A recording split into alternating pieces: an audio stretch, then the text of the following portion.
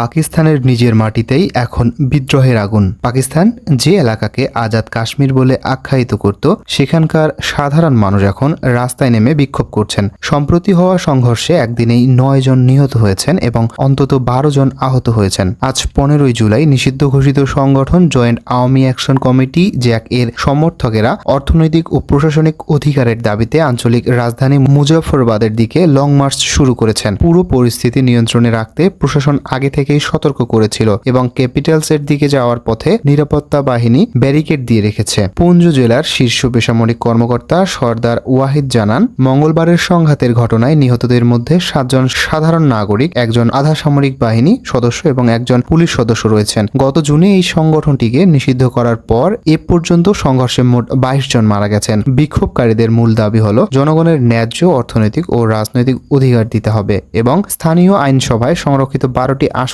বাতিল করতে হবে। কারণ তাদের অভিযোগ, পাকিস্তানের বড় রাজনৈতিক দলগুলো এই আসনগুলো ব্যবহার করে স্থানীয় সংসদের ক্ষমতা নিজেদের নিয়ন্ত্রণে রাখে। এই উত্তেজনার কারণে আজ পুঞ্চ জেলার বেশিরভাগ দোকানপাট ও গণপরিবহন বন্ধ হয়েছে। এই আন্দোলন শুরু হয় গত জুন মাস থেকে। বিরোধের মূল কারণ হলো স্থানীয় বিধানসভার 45টি আসনের মধ্যে 12টি সংরক্ষিত আসন। এই আসনগুলো পাকিস্তান শাসিত কাশ্মীরে থাকা শরণার্থীদের জন্য রাখা হয়েছে, যারা 1947 সালে দেশভাগের সময় ভারত শাসিত কাশ্মীর ছেড়ে এখানে এসেছিলেন। স্থানীয় মানুষের অভিযোগ, এই সুযোগ নিয়ে পাকিস্তানের বড় রাজনৈতিক দলগুলো এখানকার স্থানীয় সরকার গঠনে হস্তক্ষেপ করে, যার ফলে কাশ্মীরের আসল বাসিন্দাদের অধিকার কমে যায়। গত 7 জুন পাকিস্তান শাসিত কাশ্মীরের সুপ্রিম কোর্ট রায় দেয় যে সংবিধান পরিবর্তন না করে এই সংরক্ষিত আসনগুলো বাতিল করা যাবে না। আদালতের এই সিদ্ধান্তের পর আন্দোলনকারীদের ক্ষোভ আরো বেড়ে যায়। এই আন্দোলনের নেতৃত্বে রয়েছেন জম্মু কাশ্মীরের joint Awami action committee Jack, যা মূলত স্থানীয় ব্যবসায়ী, পরিবহন, শ্রমিক, ছাত্র ও আইনজীবীদের নিয়ে গঠিত একটি জোট। কিন্তু আন্দোলন যত জোরালো হয়েছে, সরকারের পদক্ষেপও ততটাই কঠোর হয়েছে।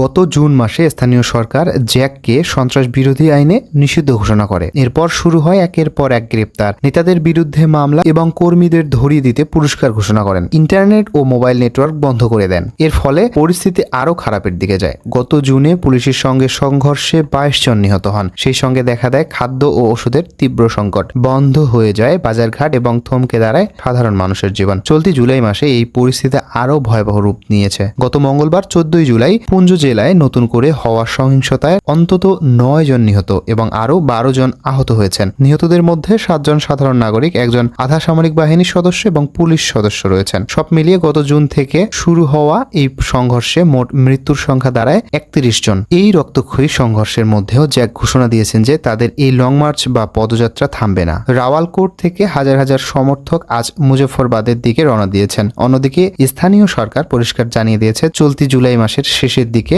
27 জুলাই নির্ধারিত বিধানসভা নির্বাচন ঠিক সময় হবে। এতে কোনো পরিবর্তন আসবে না। এই সমস্যাটি এখন আর শুধু অর্থনৈতিক বা প্রশাসনিক নয়, এটি বড় একটি রাজনৈতিক রূপ নিয়েছে। আন্দোলনের কিছু নেতা প্রকাশ্যেই ভারতের প্রতি সমর্থন জানিয়েছেন এবং দুই দেশের সীমানা খুলে দেওয়ার দাবি তুলেছেন। এর জবাবে পাকিস্তানের প্রতিরক্ষা মন্ত্রী কড়া মন্তব্য করে এবং ওই এলাকার বাসিন্দাদের আসল কাশ্মীরি হিসেবে মানতেই অস্বীকার করেন, যা মানুষের ক্ষোভ আরো বাড়িয়ে দেয়। আন্দোলনকারীদের দাবি, এই সংরক্ষিত 12টি আসনের মধ্যেই মূল পাকিস্তান সরকার এখানকার ক্ষমতা সবসময় নিজেদের নিয়ন্ত্রণে রাখতে চায়। এখন সবার মনে একটাই প্রশ্ন, আজকের এই পদযাত্রা কি শান্তিতে শেষ হবে, নাকি মুজফ্ফরবাদে আবার নতুন কোনো সংঘর্ষ ঘটবে? মাত্র কয়েকদিনের পরেই নির্বাচন হওয়ার কথা, অথচ যাদের জন্য এই নির্বাচন, সেই সাধারণ মানুষই আজ নিজেদের অধিকারের জন্য রাস্তায় নেমেছেন। অনেকের মতে এই সংকটের সমাধান করতে হলে সরকারকে আন্দোলনকারীদের সাথে সরাসরি আলোচনায় বসতে হবে। জনগণের ন্যায্য অর্থনৈতিক ও রাজনৈতিক দাবিগুলো মেনে নিয়ে এবং সবার মতামতকে গুরুত্ব দিয়ে একটি সুষ্ঠু পরিবেশ তৈরি করাই এই পরিস্থিতি